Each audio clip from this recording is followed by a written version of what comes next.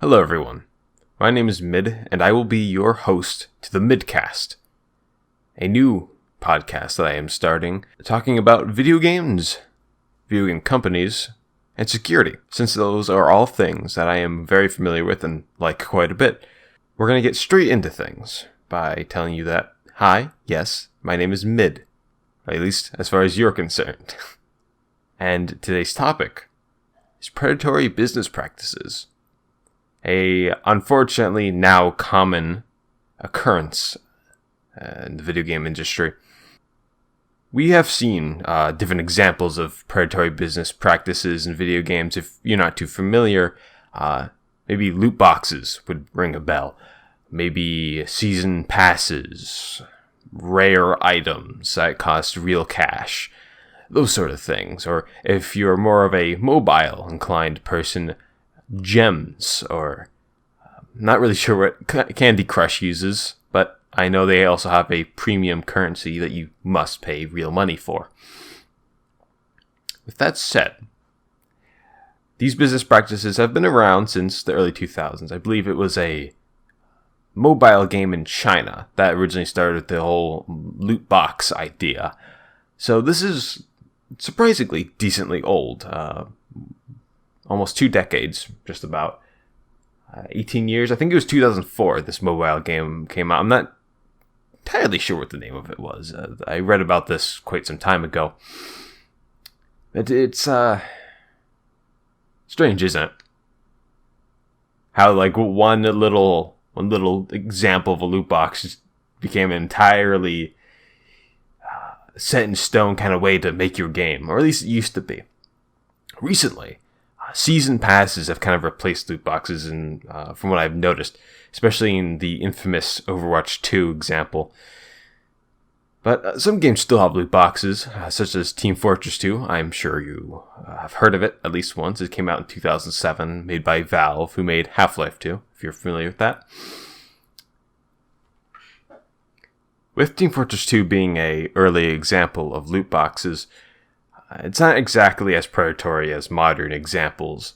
It doesn't really have anything that gives you an advantage over other players, and they did introduce a trading system wherein you can trade with other players using in-game items. So you never necessarily really have to, pay money to get the items, but it is easier. Trust me, I've had my fair share of trading in Team Fortress 2.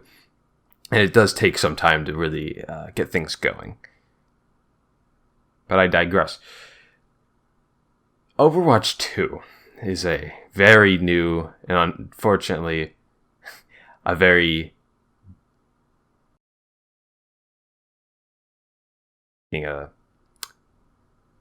system of sorts for items. Originally, if you're familiar with the first Overwatch or the first iteration of it that came out in 2016, loot boxes were a thing. And you could actually get them fairly easily. You didn't have to pay money, although I'm pretty sure you could if you wanted to. But just by playing the game, you would get one now and again, and eventually, the item that you wanted. I also believe if you got duplicates, you would get coins for free. And with these coins, you can then just choose what cosmetics you'd want for your hero. Although, with Overwatch 2, this has changed for the worse, where they moved to a season pass. And if you're not really sure what a season pass is, it's more or less you got like 100 levels, and you need to play a game a certain amount of time, or do a certain amount of things to get through each level. Each level you usually get an item.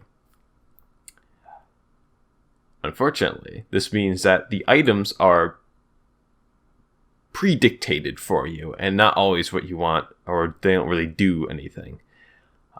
I know Overwatch 2, most of the levels are items that people don't want, and they do lock playable characters behind the season pass. Meaning, if you pick up the game right now and you did not have the original Overwatch, you would have to go out of your way to play the game for what I'm pretty sure is around 80 hours to get a different hero. I believe it's the newest one they added. Although, I'm not sure if the season pass holds other heroes. If it does, well, it's probably not a very good thing to do, is it? I never really understood this whole rhetoric of just like, you need to play the game you want. Which is, it's such a strange concept if you ask me.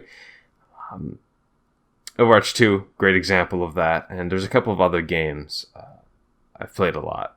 Like, I'm pretty sure Destiny 2 has some problems with that, where in order to get the kind of play style you want, the armor and the weapons, you have to sink a lot of time just to get the play style down that you want.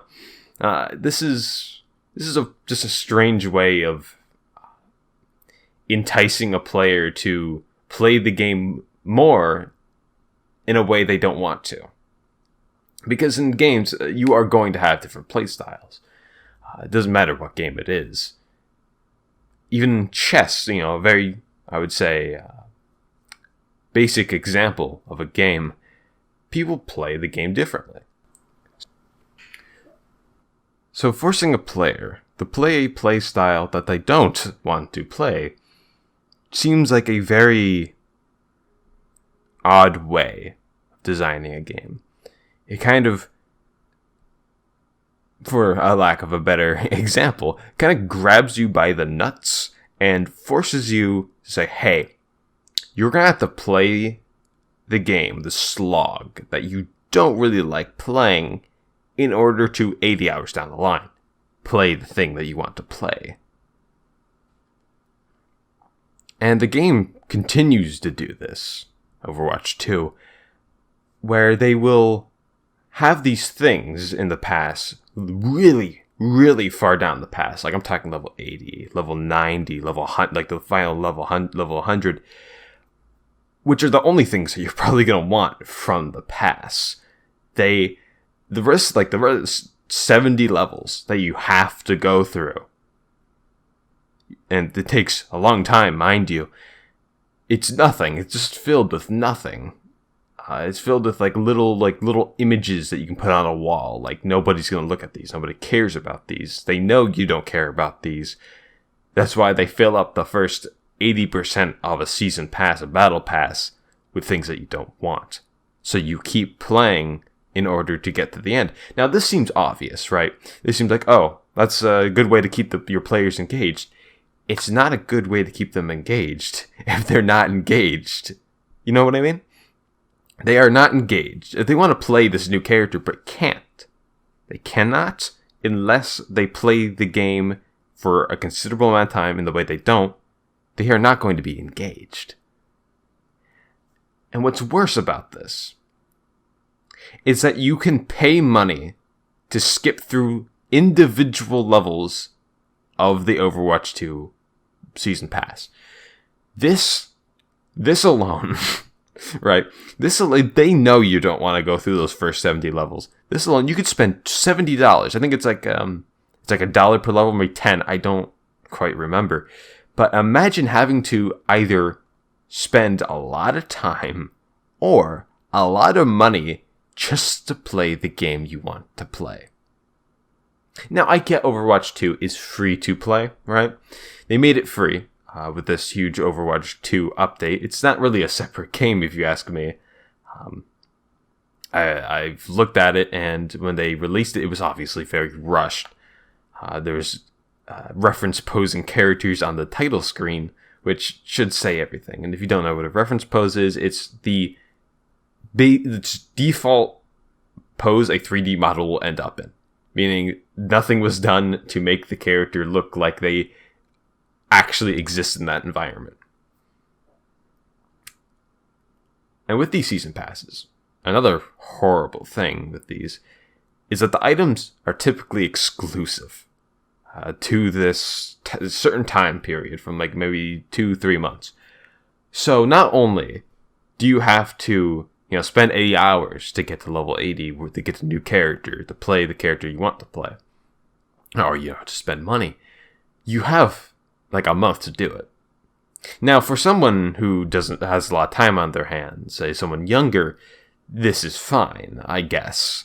But for someone who's going through college, like me, or someone who has a very mandatory, 50 hours a week job, they don't have time for that.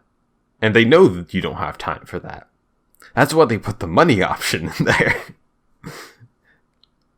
And they know you don't have, you're probably not going to get the whole pass done within a month or 2 or 3 even.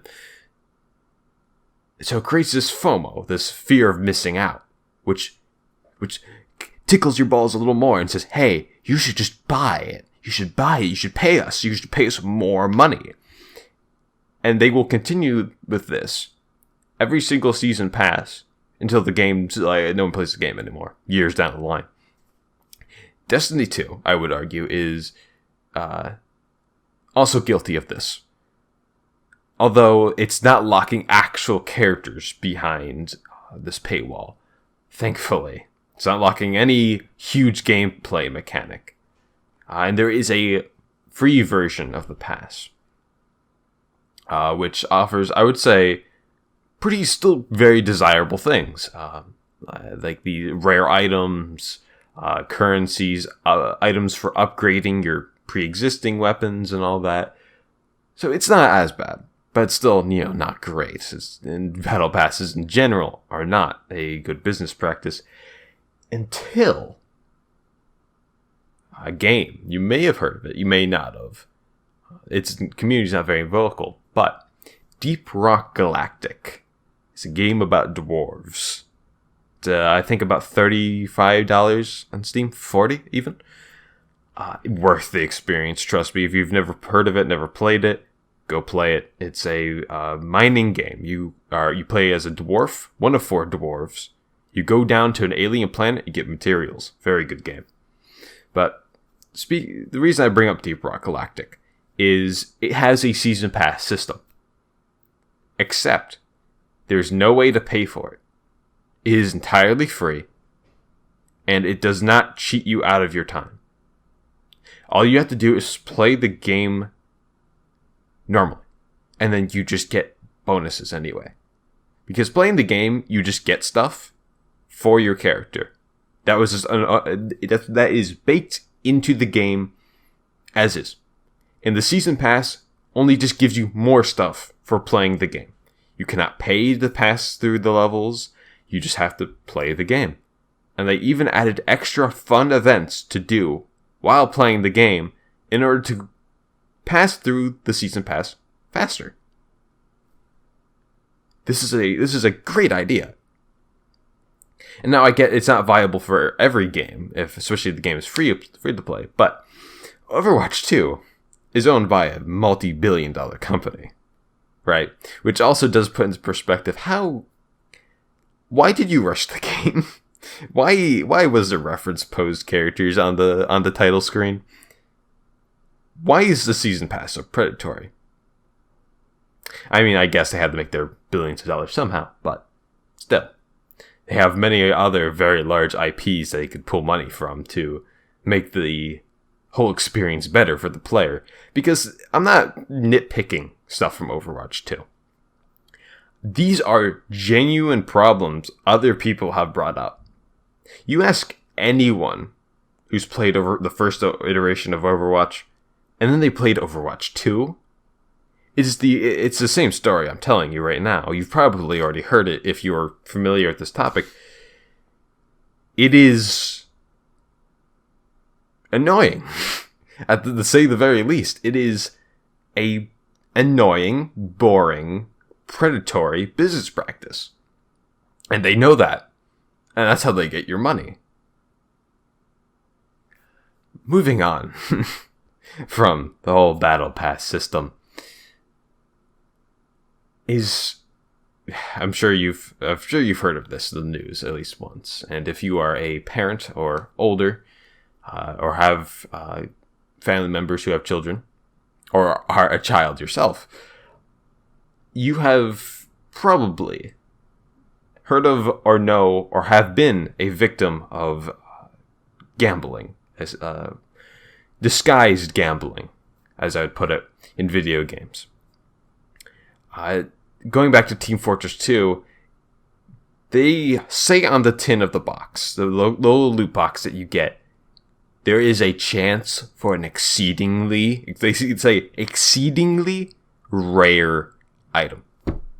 And this is a cosmetic that usually has a very fancy particle effect attached, like fire or sparkles or fireworks or something, right? Something fancy. So they tell you this exceedingly rare. Exceedingly. They use that word, exceedingly rare, to entice you to open lots and lots of these boxes. And every other game ever does the same thing. There is always that rare item. They make it a color that's like and really pleasing to your eyes, like a bright yellow, a purple, or something that's like unusual to the rest of the game's whole like color palette, right? Something that really that like, your eyes see it and you're like, oh, I want that.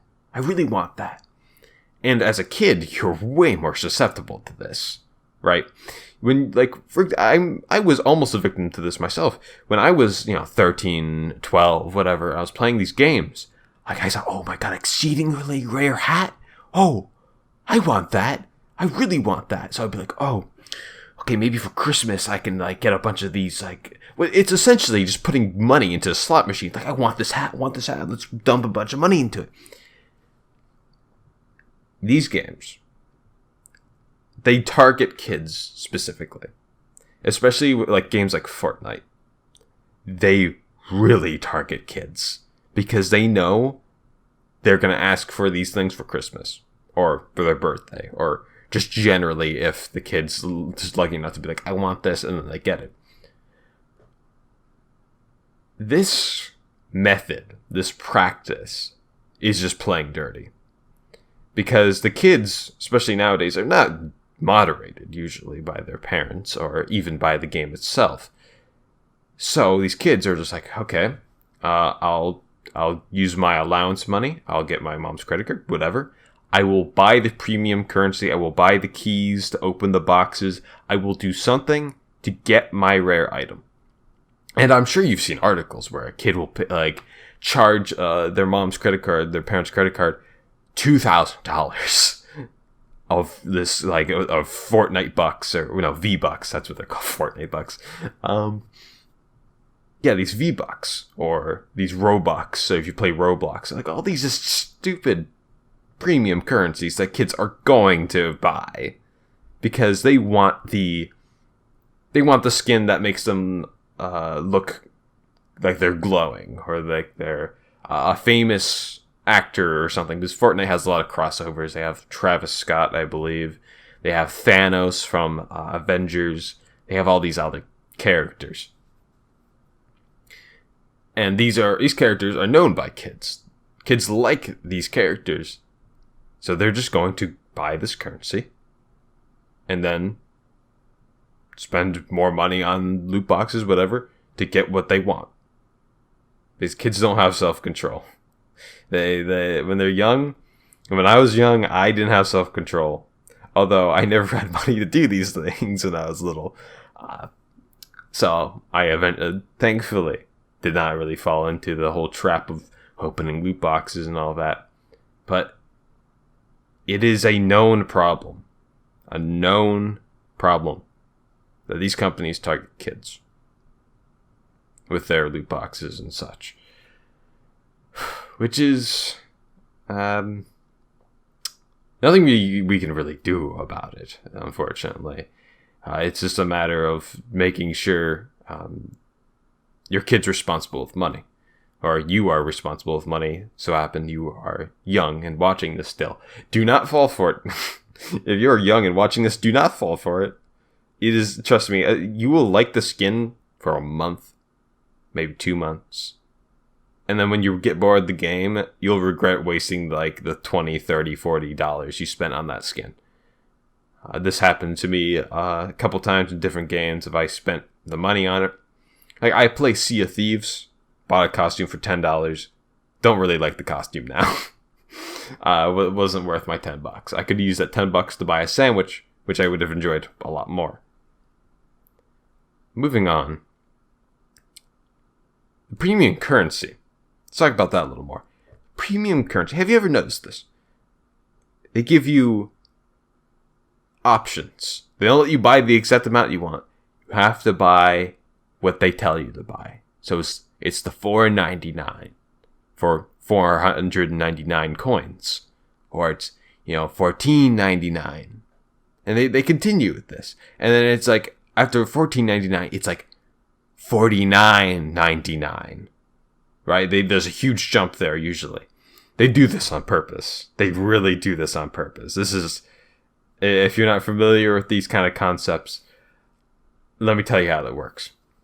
They will put items in the currency shop, where you spend money on these things. You can't just directly buy the item with your money. You have to buy the coins first.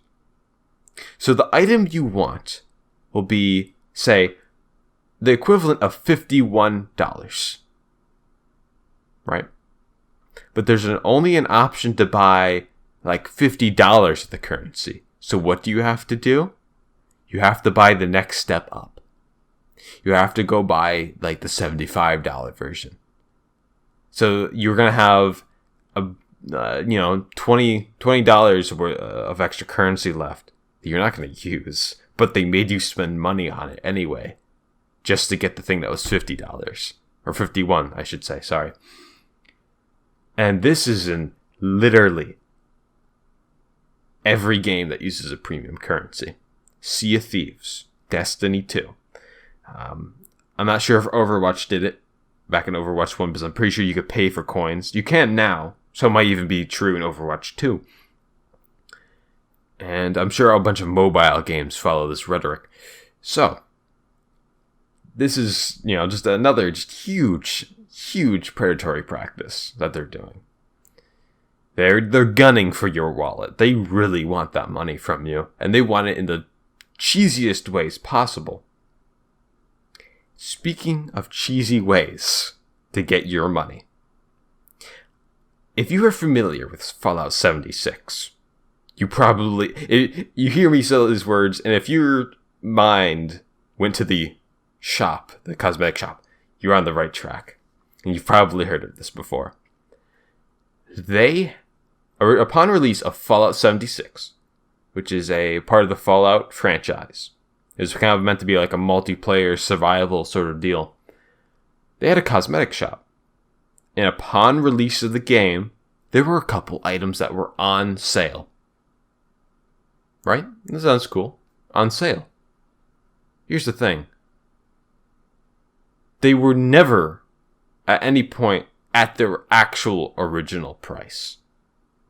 And I'm pretty sure they actually got a lawsuit over this. They were lying to you. There was no sale. They make it look like you're getting a deal, so you hurry up and buy the product. Oh, you're like, oh, that's 50% off? I better get that before the sale ends. The sale never ended.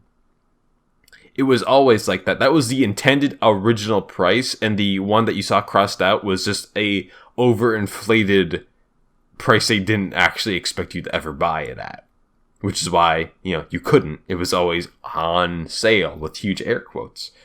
And there was a bunch of items in the shop like this. And they also followed the whole, you could spend, $14.99 to get, 1,499 coins. But then something was exactly 1,500. And with this combined, Fallout 76 was very notoriously scummy in how it approached its cosmetic store. And that's a whole rabbit hole, Fallout 76. Many videos on it. I might make an entire episode of this podcast dedicated to Fallout 76, although it has been talked about and it is a rather old subject. But I might go into how, I'm pretty sure, at least after the lawsuit, they did put things together in a better way, not as scummy, not as gunning for your wallet, thinking about it. Subscription models. I'm sure you've heard about it. I'm sure you have a couple, actually.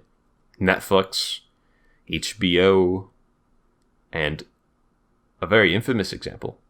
Famous or infamous, however you want to put it. World of Warcraft. And I know I'm kind of gunning at Activision Blizzard here. although they have done many things where they probably do deserve it. I would say that subscription models for video games, specifically, I don't know, Netflix and stuff, it's whatever. You pay for cable every month. It's almost the same thing at this point. I would say subscription models for video games is a very outdated way to run your game. Then, to explain this, World of Warcraft, the monthly subscription is $15 a month. Or $16, actually. I think they went up a little bit last time I checked. Which is, $15 on its own isn't a lot of money. But every month, just to play a game, it's a lot of money if you play games a lot. Like I do. I play a lot of games. And if I had to pay $15 every month, how much is that? Like, $15? $15, that's a lot of money. And then if you play for a couple years, that's just a lot of money. Especially if you never cancel your subscription because you keep coming back every couple months. That's a lot of money. And same with RuneScape. RuneScape is another good example of subscriptions. It just takes a while. It takes a while in RuneScape because you can get membership, subscription, with in-game money, but it takes a while. So you have to pay the $10, the $15, whatever it is, every month. That's expensive, especially over time. And it's just not, I don't know. Like, I've never been enticed enough in a game to pay a subscription. Not once. Like, maybe when I was little with a game called Free Realms, I was like, maybe I'll pay the $7 a month. But even then I didn't. When a game is, $60 and that's it does not expect any more money from me, that's fine. I have always liked just buying a game once and knowing, hey, I have this game, I own this is mine, and I can play it anytime I want, and I don't have to worry about subscriptions. Because World of Warcraft, while it's a good game, is not worth more than $60. Even though it does get new content every year or every 2 years, whatever it is, once you reach past $60 or so in costs through the subscription, I would say, unless you're playing a lot and you're just a huge fan of World of Warcraft, you love it to bits, that's all you ever play, it's not worth it. It really isn't. Especially towards the end of the current, they have expansion packs that come out every year, like I just mentioned. Especially once you reach the end of the story. Like, there's people who like doing all the miscellaneous stuff, like the dungeons, the raids, and spending a lot of time on it. But for a very casual person, that's a lot of money to spend on maybe a week or two of playing the game. And then just getting bored of doing the same thing over and over again and then quitting. So RuneScape doing this too. RuneScape, thankfully, I would say is a less predatory game in this sense with the subscription model. It is cheaper, considerably. There are ways in-game, though they do take a while, like I mentioned, to get membership. You don't have to pay for it. You could just, if you like the game that much, you could just get it for free. But if you're lacking time, RuneScape is a very hands-off game. You can play it on mobile. It's very fun to play, I'd say, but it's not like an active game. You click on something, your character does it for a little bit, and then you come back to it and rinse and repeat. Minus the whole combat part, you have to be kind of present for that, or you die, and then you have to, come back to your character, get what you lost, and etc.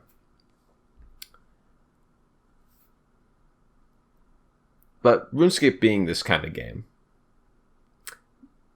you pay $7 for a month, and you basically have just like if you're at work on break, you could just pull out your phone, play the game a little bit, and you never really run out of things to do. You don't reach the end and then pay a ludicrous $15 a month or $16, whatever it is.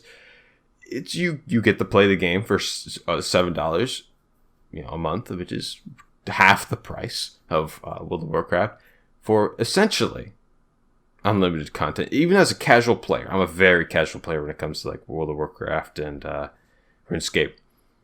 There's still a lot to do. Even you can even play the game free to play. Like you don't even have to get the membership, the subscription. There's a lot to do.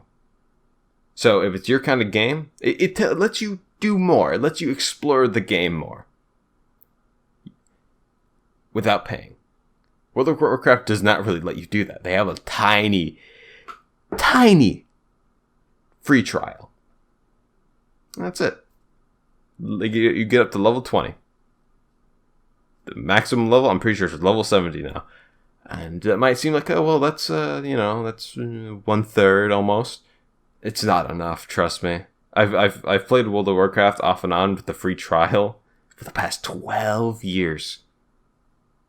And it's never been enough for me to say, hey, do I like this game? Because they don't let you do raids. They don't let you trade. They don't let you do a lot of things. They don't let you get past like 10, 100 something gold pieces. Even when things cost millions. So you don't really know what the game is. And I'm pretty sure they're preying on that where it's like, hey, if you pay the subscription, you really get to see what everything else is like. Even the most basic functions, like trading or partying up with your friends. Very odd thing to lock behind a subscription. And I think I went on a decent rant here, a decent talk. I do want to hear what you guys think, if there is anyone out there. What do you think about Overwatch 2? What do you think about, the current practices in video games? What do you think about subscriptions? Have you played World of Warcraft? Have you paid it? Do you regret it? Do you regret buying a $10 skin for a character? Tell me. I'm curious. I want to know what the general consensus on this is. I haven't talked to a lot of people about it. I've only ever read online articles. So tell me, what do you think? This has been Mid from the Midcast. I bid everyone farewell and adieu. See you next time.